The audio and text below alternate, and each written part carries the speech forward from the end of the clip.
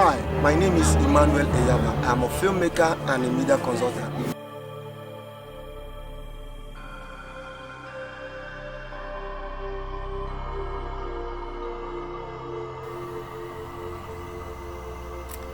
Hi, this is Nollywood Online Film School. My name is Emmanuel Eyaba, and I will be taking you round the phenomenon called Nollywood. You see, I've been in Nollywood for the past 20 years now, and I keep on hearing people say, "Oh, director, want to come into Nollywood, want to come into Nollywood, want to learn Nollywood, want to." So, on this program, I will be taking you around what it takes or what it means to be in Nollywood. We'll be treating different topics on this program, and I'll also be inviting some very prominent filmmakers. Yes, the prominent filmmakers will be coming on this program to share with us some of their experiences on the program Online Film School from Nollywood. My name once again is Emmanuel Eyaba, and I am your host. On the topic today, we'll be looking at coming into Nollywood. You see, a lot of persons out there want to get into Nollywood, and it's always somehow difficult for them. All right, today I'm going to be demystifying the phenomenon called Nollywood and make it very easy for you to step into Nollywood and also become whoever you want to become. I'll also be trying to change the narrative a little about what to expect. One of the easiest forms or one of the easiest ways of becoming a prostitute these days is to tell everybody you're in Nollywood. Once the big men know that you're in Nollywood, they'll be like, "Oh, this is a celebrity, let us go close to her, let us be with her." So all of that does actually not really make you a star. If you want to become a star, there are a lot of things you need to know and understand, and I'll be teaching all of them here on this platform, on this program today. So the first thing we should understand is Nollywood, as the name encompasses, Nollywood, as the name goes, is a very big umbrella that has a lot of other sub, woods inside. Unfortunately, anything that has to do with Africa, our own, they always do different. Because in Hollywood is Hollywood, Bollywood is Bollywood. But way back here in Nollywood, which is the third biggest film industry in the world after USA and Bollywood. Wow, at least for once, Nigeria has something that we are topping for the good, not really for the other side, where they only know us for negative things. But this time around, they know us for something beautiful, something nice. All right, so as the umbrella is called Nollywood, there are a lot of other branches in it. The people of the Yoruba extraction have their own industry. Now, Nollywood houses everybody, right? But it's also been fragmented and subdivided into some little zones, which by the end of this class you will understand. So the Yoruba have, an industry that is, really being controlled by the Yoruba people. See the Yoruba films, you see the Yoruba skits and stuff like that. That is the industry. It's still Nollywood, but being monopolized by the Yoruba audience and the Yoruba filmmakers. Then we also have the Asaba wood, which is actually the biggest wood in Nollywood. Yeah, it might amaze you to know that Asaba wood is actually the biggest wood in Nollywood. Now, whenever you Google Nollywood, you find out that more of the Asaba films pop up. Now, Asaba is holding that position because that is actually where we have the highest number of films. I said number, which is quantity, and that is what they know Nollywood for. So, what has actually really helped Nigeria to sustain that name is the Asaba wood. That is because in Asaba wood, we make films there for in less than 2-3 days. You have a full version of film is out. Asaba wood was the wood that introduced season 1 of films from season 1 to season 20. It also came from the Asaba wood, and right about now, there's been some very serious upgrade anywhere in the Asaba Wood. You know, I'm also part of it because I've shot in Asaba. You know, Asaba Wood does not just only mean those who stay in Asaba, but everybody who has shot a film in Asaba is also part of the Asaba Wood. So I'm also a member of the Asaba Wood. So there they do more of numbers, you know, more of quantity, not quality. But there are a couple of other good filmmakers who are based in Asaba and making Asaba proud. But the good thing you cannot take away from the Asaba Wood is the fact that they actually made Nollywood to get the numbers that everybody's celebrating right now. I was opportune to go to visit some film directors in the US, and they were like, come on, how do you guys do this? Now they're actually trying to live our dream. You see, what we think it's just there, other people out there are trying to copy and live us. So the onus falls on us right now to see how we can elevate and make our films better.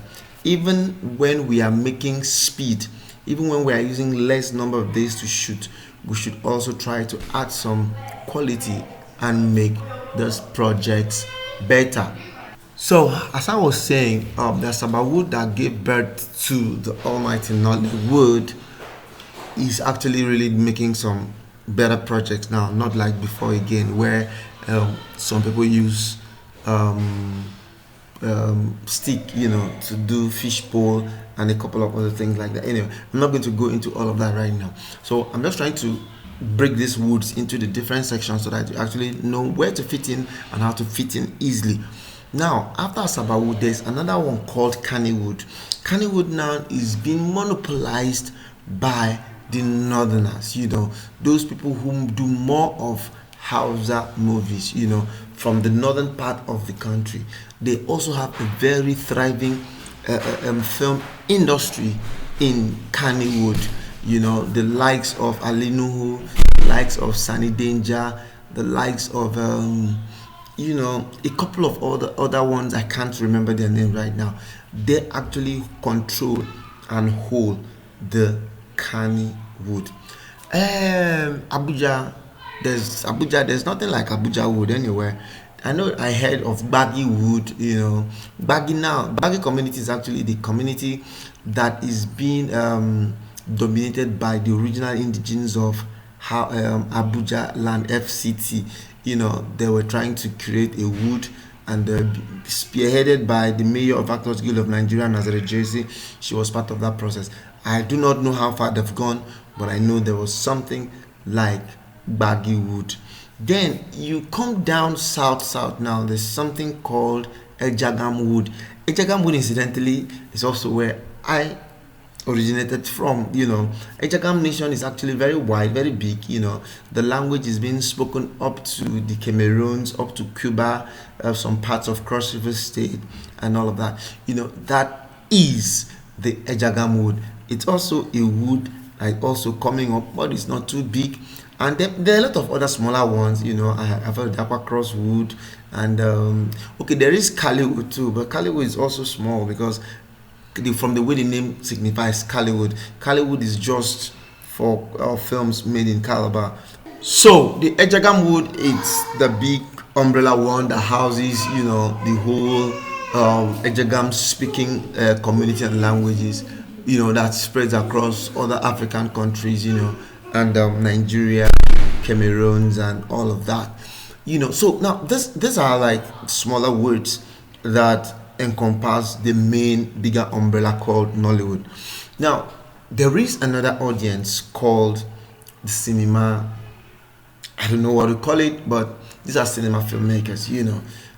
Now, they differentiated that because these are class and level of people who only are into cinema films. You know, you don't get to see their films on the normal TVs like Africa Magic, Euroco TV. No, their films only make it to cinema, or the films that also make it to Netflix and Amazon. You know, so that now is the cinema audience. Now, but these people, they do more of big budget films. One of the characteristics of Nollywood is that it started with low budget films. We all know how the first major Nollywood film came about. Though it's been contested, but officially we all told the line that is like the first official Nollywood film, which was Kenneth Nebu's Living in Bondage, that was also remade by Ramsey No, and it made so much sense. Man, the budget of now. Okay, now this is the trick. Now, when Living in Bondage was shot, I'm not sure it was made for more than 2 million, but the remake by Ramsey No was shot for 160 million naira in less than 20 years. You see that there's some difference between that other one and this one. Now, the first Living in Bondage was direct to tape, where you shoot a film and you release it in the market. But the remake was in cinemas. After some time, I think it also made it to Netflix. So now the industry is very, very big. And everybody wants to take a piece of the cake, and it's a very big industry. It's so big. I'm actually not going to be going very, very detailed today, but subsequently I'm going to break it down into little dimensions and perceptions where you can actually see where you fit in. So when you're coming into Nollywood, it's either you're coming in as a crew member or you're coming in as an actor. Now, crew members basically are those who work behind the set. They have some skills in them, but they are not seen. Script writers, cinematographers, directors, costume and makeup, a whole lot. I'm going to be talking about that in another class. But for today, I'm going to just be giving it broadly into two. The crew members are those who work behind the set, and the actors are those who are in front of the camera. So when you make up your mind, you want to come into Nollywood, you need to actually tell yourself, first of all, what do I want to offer? What do you have to offer? Now, if you're coming in as an actor, there are actually some attributes you must have. Number one, you need to be presentable physically. As an actor, you need to be presentable. Then say they see first before every other thing. You want to come into Nollywood and you have so many deficiencies. You have your mouth too big, your eyes too big, everything get problem. You might actually not to make it very well in Nollywood as an actor. I have some deficiencies. I have problems with my eyes. I use glasses more times, and I can't fit in very well as an actor because it's going to limit me, which means I might actually not do the epic films, which are what actually give Nollywood the name Nollywood, because of those films, cultural films you used to do, traditional cultural films you used to do back then. And you don't need to wear glasses to do that. You understand? So I can't fit in. So you need to actually understand, first of all, where do I want to function? Do you want to function as an actor? You want to function as an actor now, ask yourself other fundamental questions. Am I good looking? Can I speak good English? Do I have good facial expressions and reactions? I tell people acting is actually not about what you say, but it's about how you react. I'm actually going to teach this in another class. But for today, I'm actually just going to explain to you the two broad ways of coming into Nollywood. As an actor now, there are a few things you need to know, understand, and have. If you're tall, handsome, it's an added advantage for you if you're a guy. But for the ladies, if you have a pretty face, you can speak good English, you have a good shape, it's also an added advantage to you. But don't get me wrong, for those ones who are not too blessed, with some very good body sizes or whatever, they could have some roles for you. But it's just that it's actually going to limit the kind of roles you'll be playing. You now want to, we're looking to cast a slay queen, for instance. We can't cast you when you look like a man. You look like a man, I want to come and act a slay queen. Nobody will give you slay queen to act. They'll only give you, maybe they get like Agboro roles for you, all those kind of way people go thief, people go do baba thing, they could give you that. But now, do not get me wrong, it does not mean that you acting those ones now makes you a lesser actor. No, it doesn't make you a lesser actor. It's just that it has a way of limiting you.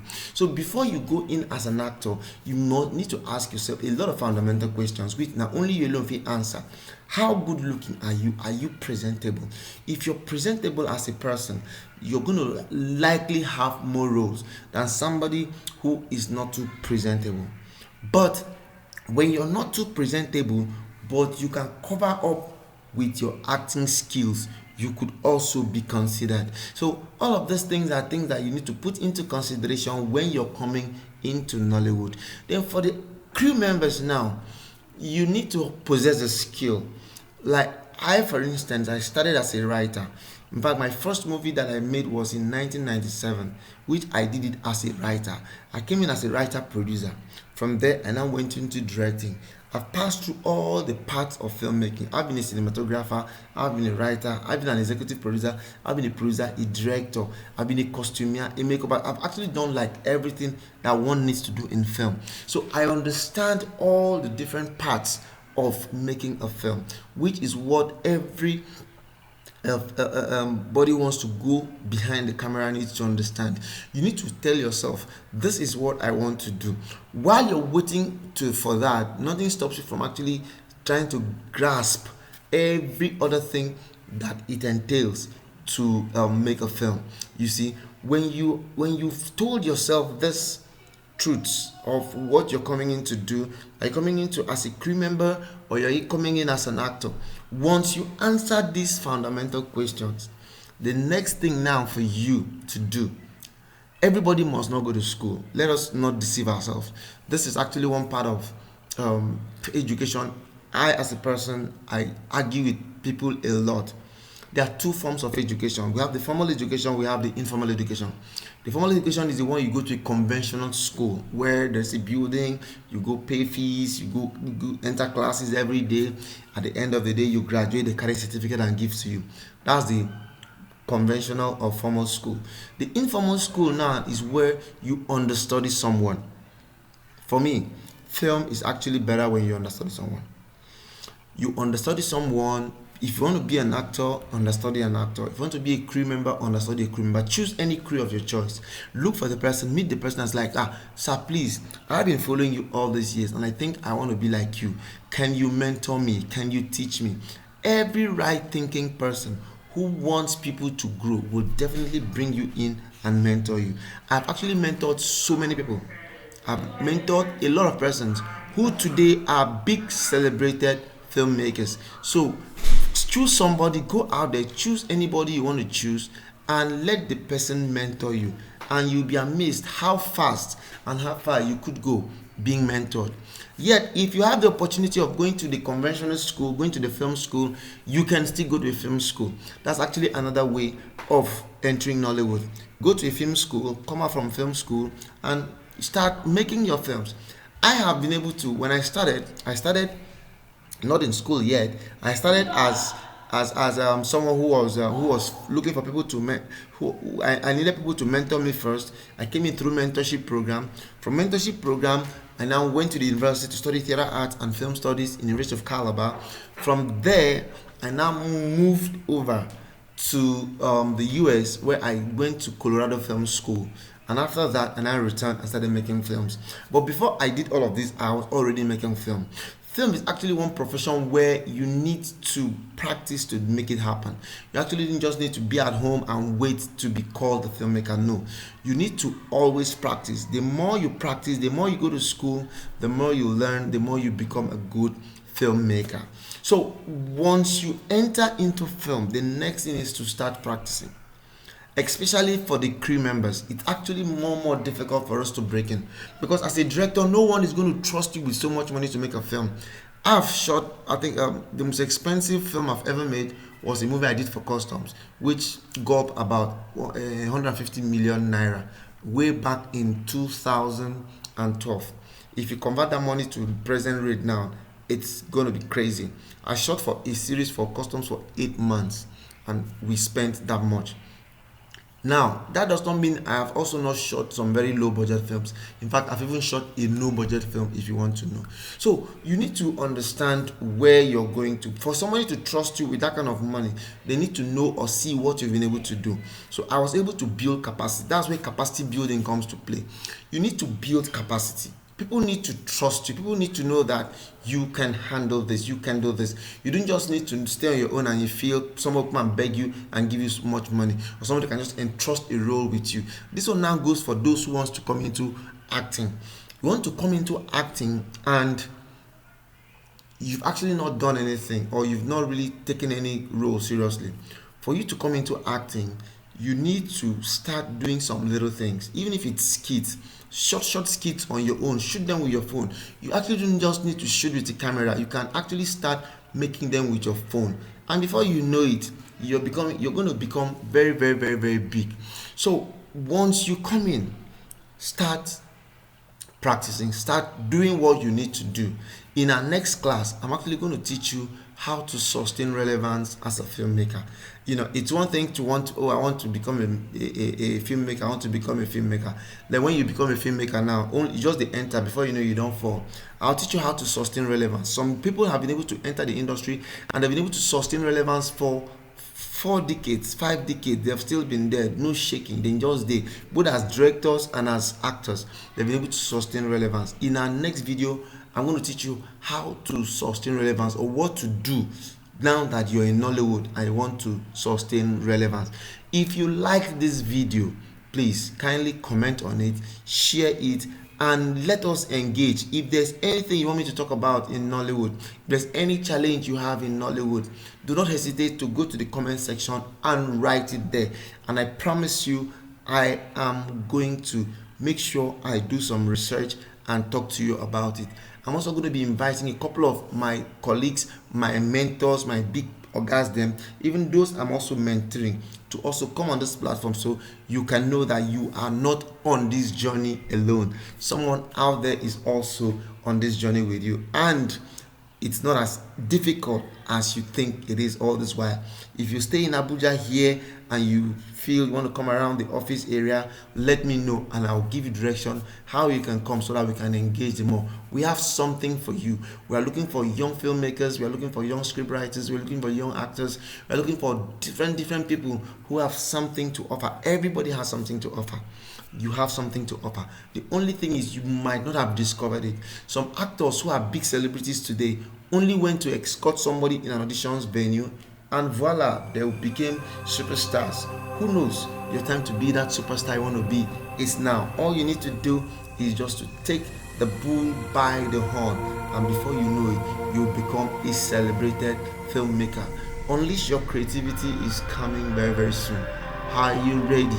If you want to know more information, go to our website www.rawimpactafricatv.org to learn more about Unleash Your Creativity. You can follow us on all our social media handles, on Facebook, on Instagram, and on YouTube, and you're sure to get so much updates on how to become a Nollywood filmmaker. Well, this is Nollywood Film School live here on Raw Impact Africa TV, and I have been your host, and I hope you enjoyed this class. Till next time, see you. Bye.